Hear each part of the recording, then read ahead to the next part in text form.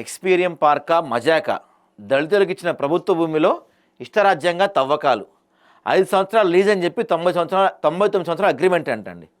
దళితుల భూమిలో లక్ష్యంగా అక్రమాలకు పాల్పడుతున్న వైనం.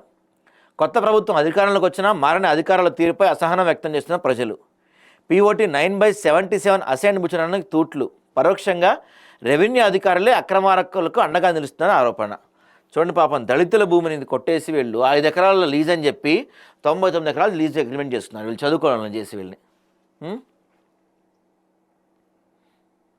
దారుణంగా ఇది అసలు. శంకర్పల్లి ప్రభుత్వ భూమిని కబ్జా చేసిన ఎక్స్పీరియం యాజమాన్యం రంగారెడ్డి జిల్లా శంకర్పల్లి మండలం పొద్దుటూరు గ్రామానికి చెందిన రైతులకు గతంలో ప్రభుత్వం నిరుపేదలకు కేటాయించిన భూములు ఇప్పుడు రియల్టర్లు తిష్టవేస్తున్నారు. నిబంధనల మేరకైతే ప్రభుత్వం ఇచ్చిన భూమిని ఎవరికీ అమ్మకూడదు. అసైని తడసంతం వారి వారసులకు దాని హక్కులు ఉంటాయి. వారు లేకుంటే ప్రభుత్వమని స్వాధీనం చేసుకుంటుంది.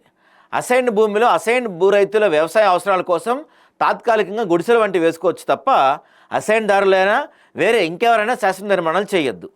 ఈ భూమిలో క్రయ విక్రయ లీజులు చెల్లవు. పిఓటి 9/77 చట్టం ప్రకారం అసైన్డ్ భూములు ఇతరులకు అమ్మటం, తాకట్టు పెట్టడం, కౌలు ఇవ్వటం, దానం చేయటం మరి ఏ విధమైన అన్యక్రాంతం చేయకూడదని పిఓటి చట్టం 9/77 పేర్కొంది. అంటే అసైన్ ల్యాండ్స్లో ఇల్లులు కట్టకూడదు. కావాలంటే మీరే, అంటే ఎవరికైతే అసైన్ ల్యాండ్స్ ఉంటాయో వాళ్ళు ఏం చేయొచ్చు అంటే టెంపరీగా గుడిసెలు లాంటివి వేసుకోవచ్చు. ఇందులో వీళ్ళు వీటిని ఎవరికి అంటే అమ్మటం కానీ, కౌలుకి ఇవ్వటం కానీ, లీజ్కి ఇవ్వటం కానీ చేయకూడదు అనమాట. అది చాలా స్ట్రిక్ట్ రూల్ ఇక్కడ. అయినా కొందరు రియల్ ఎస్టేట్ లేదా కంపెనీల యాజమాన్యాలు నిబంధనలకు తూట్లు పొడుస్తూ అసైన్ పోరంబోకు ప్రభుత్వ భూములను దర్జాగా కబ్జా చేస్తున్నాయి. దీనికి కారణం ప్రభుత్వ భూములు కాపాడాల్సిన రెవెన్యూ అధికారుల నిస్సహాయత, కొందరు అవినీతి రెవెన్యూ అధికారుల సపోర్ట్తో అక్రమాలకు పాల్పడుతున్నారు. క్రయ విక్రయాలకు అవకాశాలను అసైన్ భూములు కొనేందుకు కొందరు రియల్టర్ల వెంచర్ నిర్వాహకులు ప్రయత్నించారు. అసైన్ భూములను రియల్టర్లు విక్రయించడం కోసం కొందరు స్థానికులు ముందుండి వ్యవహారం నడిపిస్తున్నారంట. ఈ అసైన్ భూములు మీరు లేకపోతే మీ వారసులు, ఇక ఎవరు వారసులు లేరంటే ఆ భూమిని ప్రభుత్వం స్వాధీనం చేసుకుంటుంది. దాన్ని ఎవరు అమ్మకూడదు.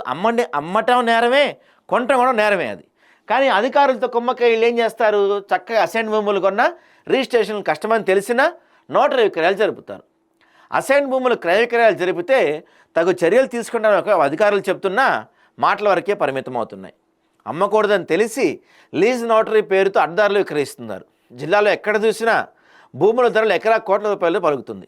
గతంతో పోలిస్తే ఇతర రంగాలను కాదని చాలా వరకు భూముల కొనుగోలుపై దృష్టి పెడుతున్నారు.